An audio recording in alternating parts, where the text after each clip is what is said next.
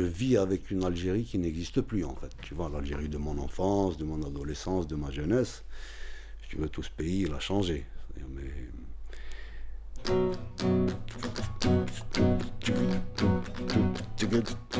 Les souvenirs, c'est un peu comme des flashbacks, comme quelques petits souvenirs comme ça.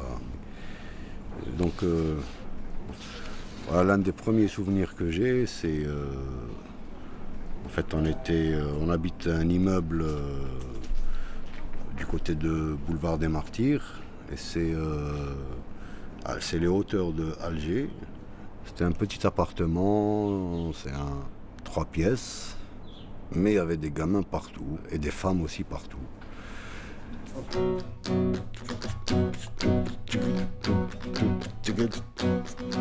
Donc là, dans la journée, l'appartement c'était un terrain de jeu, mais la nuit c'était une sorte de dortoir comme ça, dans toutes les chambres. Une enfilade de gamins et de femmes qui dormaient comme ça la nuit.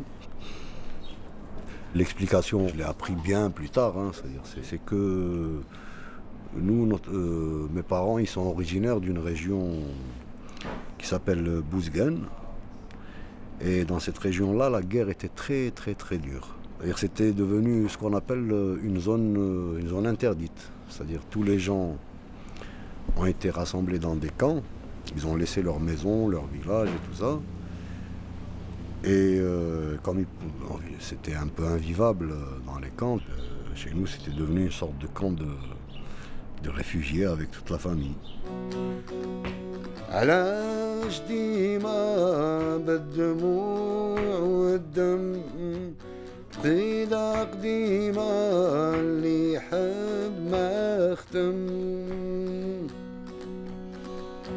Une nuit on était sortis avec ma mère.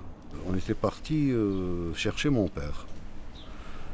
Il n'était pas rentré, il faisait tard, il y avait le couvre-feu, il faisait tout noir et je sentais bien que ma mère, elle avait peur. Hein.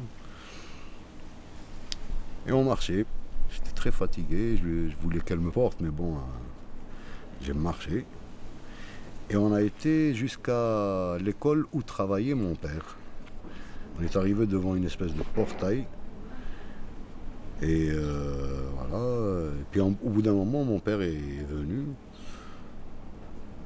Il y avait beaucoup de monde dans la cour de l'école, ils discutaient et tout ça. Après, il est venu, il était très fâché qu'on soit venu.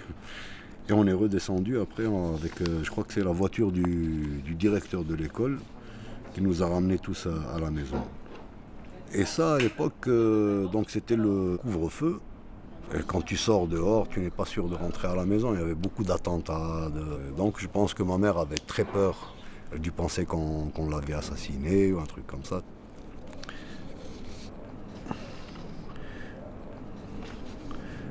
Un jour, on regardait vers le bas. Il y avait des voitures arrêtées. Il y avait quelqu'un qui était allongé par terre. Enfin, il était blessé ou mort, je ne sais pas. Et il y avait des gars, des gens comme ça habillés en noir. Habillés en noir et... Moi je regardais à un moment un des types habillé en noir, il a pris son arme et il a tiré comme ça dans ma direction, dans la direction du balcon et moi j'ai pas réalisé ce que c'était exactement. Moi je l'ai vu tirer mais je savais pas. Puis à un moment il y a ma mère qui est venue qui m'a rentré à la maison et qui a fermé les volets, etc. Tu vois, c'était effectivement la période juste avant l'indépendance. Donc il y avait beaucoup d'attentats de l'OAS. Et surtout là, dans le coin où on habitait, il y avait eu beaucoup de gens qui ont été descendus comme ça.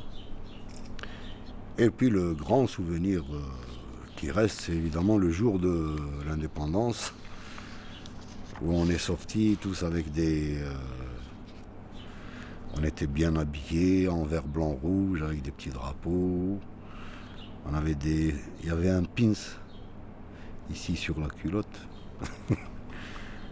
Un pins avec le drapeau algérien, vert, blanc, rouge. Je voyais que les gens étaient très très heureux, très joyeux par rapport à toute la période où c'est peut-être même une des premières fois où je me rappelle que je suis sorti de la maison.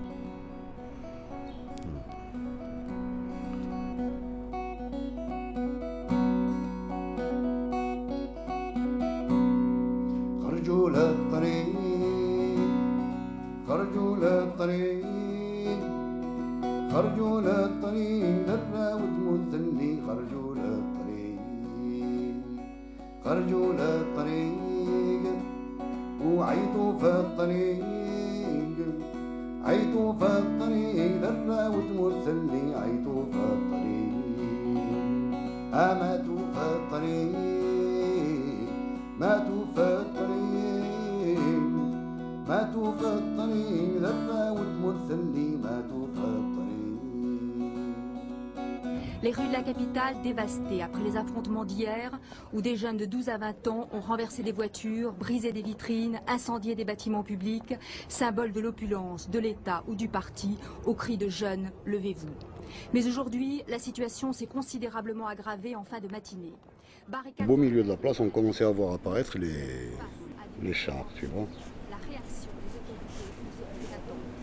Des blindés se sont postés devant les bâtiments officiels et aux points stratégiques, le port, le Parlement, la télévision. L'image que j'ai, ce que j'imagine, c'est comme ça un jeune tu vois, qui vient de recevoir une balle et de sa poitrine, c'est des silhouettes. Au lieu du sang, c'est des silhouettes comme ça qui jaillissent et qui font une foule de gens qui courent, qui marchent. Le 5 octobre 88, c'est quelque chose qui a déclenché vraiment, c'est comme une deuxième indépendance un peu, enfin entre guillemets, tu vois. C'est vraiment une sorte de révolution en Algérie, tu vois, qui a modifié tout le pays. فتحوا لنا الطريق فتحوا لنا الطريق فتحوا لنا الطريق ذرة وتمثلني فتحوا لنا الطريق مطول ذا الطريق مطول ذا الطريق مطول ذا الطريق ذرة وتمثلني مطول ذا الطريق ومصعب ذا الطريق مصعب ذا الطريق مصعب ذا الطريق يرى وتمر فيه مصعب ذا الطريق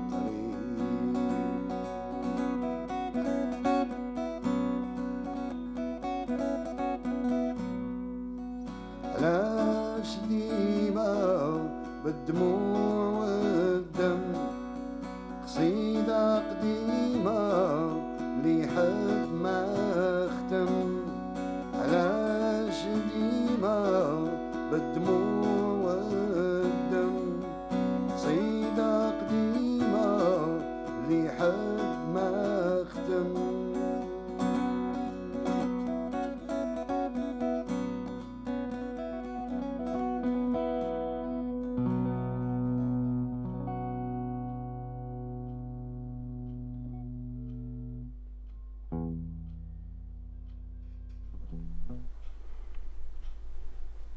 On a enregistré une émission de télévision, d'ailleurs ici à Paris, ça a été enregistré ici, pour la télévision algérienne.